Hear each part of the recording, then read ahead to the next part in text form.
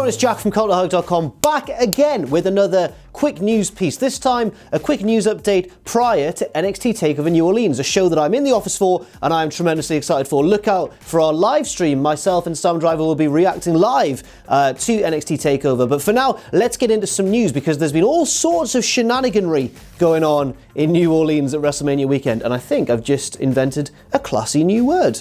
Wonderful. First and foremost, according to PW Insider, right, now we all knew it was going to happen at some point, the Undertaker has been spotted in New Orleans, but the key question isn't what's he doing there. We know what he's doing there. It's more specific than that. It's why is he there? That's the same question, isn't it, really? I'll explain what I mean. Basically, is Undertaker there for a match against John Cena at WrestleMania 34, or is he there for any other reason? A lot of people are speculating that maybe instead of a match, there'll be a stare down or some kind of showdown or run-in, which will lead to a match at next year's WrestleMania, presumably, which I think would annoy a hefty chunk of people. Quite a lot of people. Imagine dangling that carrot in front of them going, look, you can have Cena versus Undertaker next year. They kind of did that at WrestleMania 27 when the main event was basically used as an excuse to build up to The Rock versus John Cena at WrestleMania 28. But this time I think it will be more blatant than that because we'd just be depriving, the WWE would just be depriving us of a match itself. Like a match could either take place on the card or not take place on the card, and it all lies in WWE's hands and in the hands of The Undertaker. I mean, obviously, I hope the match takes place. I'm just trying to work out whether I think it will or not. There are a lot of matches to get through on the show. It's a very long show indeed, and as we know, The Undertaker isn't the quickest entrance maker in the history of the WWE, but at the same time, they could squeeze it in there. They could make room. It's Cena versus The Undertaker. I'm very curious to see what they do, but even not so much predicting the winner of the match, even predicting whether the match will happen or not is still pretty exciting as well. But I will be disappointed if we have to wait another year. In other news, WWE have announced a second edition of the UK Championship Tournament, which first took place last year in January of 2017, I believe, which was of course won by Tyler Bate, who defeated Pete Dunne in the final before losing the belt to him several months further down the line at NXT TakeOver Chicago.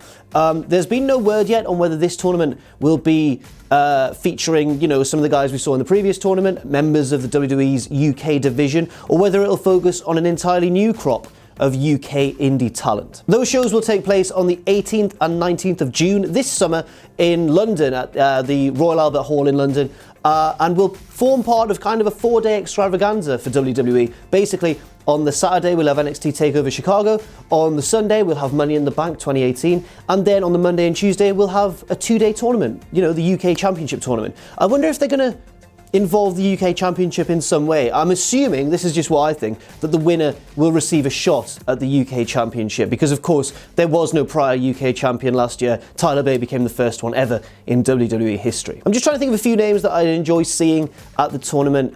Zach Gibson has been rumoured to be signing a deal with WWE and seems like a pretty good heel in terms of, if you ever seen him cut a promo or anything like that, he is hilarious. I don't know how well that would translate to a global audience, but I'd very much like to see him in that tournament. Joe Coffey as well, really good UK wrestler. Maybe someone like Chris Brooks or CCK, one of the cooler, more indie-rific, smarky tag teams knocking about on the independent scene. Maybe some of their members could be involved in the tournament as well. Who do you want to see in the UK Championship Tournament, if at all you are familiar with the UK independent scene? Do not say, well, Ospreay, he's tied down with New Japan. Doesn't want anything to do with it. I'm assuming a lot there of him. Another piece of news coming out of New Orleans now, because Alberto El Patron several times during his career has, hit the headlines for no-showing certain events. But I don't think any of us were expecting him to no-show the big Impact versus Lucha Underground event in New Orleans, considering he was in the city and was featuring in the main event in a tag team match. There's been a lot of rumours and arguments and debate online over whether this is a shoot or a work. Could Impact Wrestling be using Alberto Del Rio, or Alberto El Patron, could they be using his history as a way of saying like, oh, it's real when really it's a work? Or is it legit? Is it actually a shoot? I will point out that Impact made very little mention of it on the show and basically just branded the main event as a triple threat and went, and here's your triple threat main event. And all the crowd were like, hang on lads, hang on mate, no it's not. Where's El Patron at? So I don't know. I don't want to badmouth him too much because I've stood next to him before and he's terrifying, man. About 6'5". Could murder me with one punch. Easily. Easy. Easy. Gone.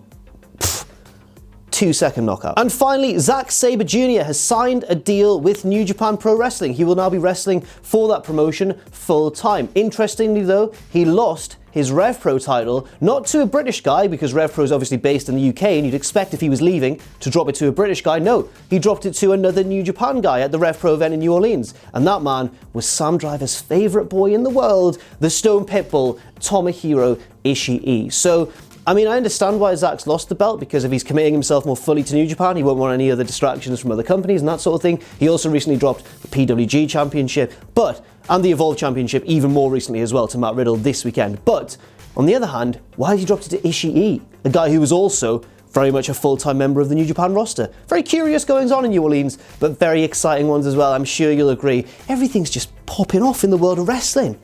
And it's TakeOver next as well in just about an hour or two. I cannot wait. So that's all the news for now. Thank you very much for watching. I've been Jack from Cultaholic.com. You can follow me on Twitter at JackTheJobber. You can follow all of us at Cultaholic, and you can check out our Patreon as well, patreon.com/Cultaholic. Don't forget to check out myself and Sam on the TakeOver live stream starting at 1 a.m. British time tonight. And of course, never forget to join us.